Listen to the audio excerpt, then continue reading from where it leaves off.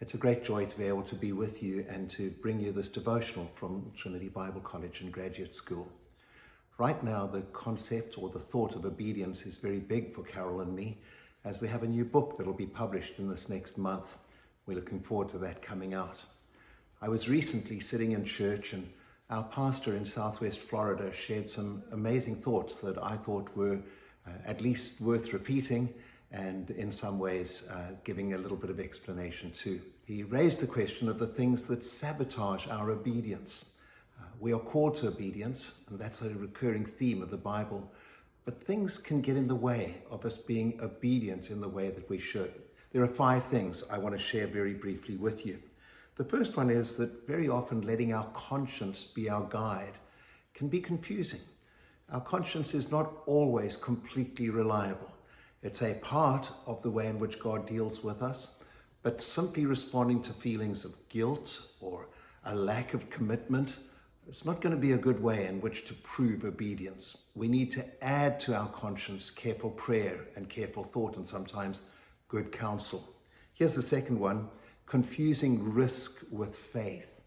I know that from a lifetime of being a builder, of being somebody who's tried to exercise faith consistently in my ministry. But there's a big difference between having that word of God that's as sure as can be and simply taking a risk because you think it's the appropriate thing to do. Work through risk and turn it into faith.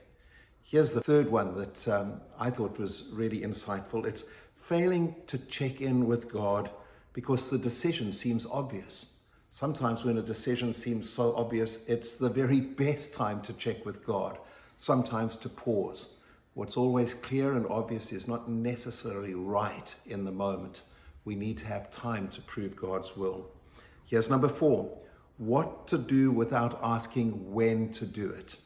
I think as I've grown older, the importance of seasons is more important than ever before. There are some things that are right, but in the wrong season. Sometimes it's the right season and then we do the wrong thing. Aligning the right season with the right thing to do is really important. Moses, he tried to take deliverance into his own hands and it didn't turn out well. Here's one last thought, especially for those of us who are married, and that is forgetting to take the ideas, thoughts, and the convictions of our spouses into consideration.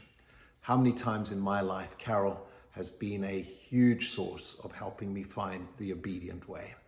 I commend to you obedience and pray God will bless you.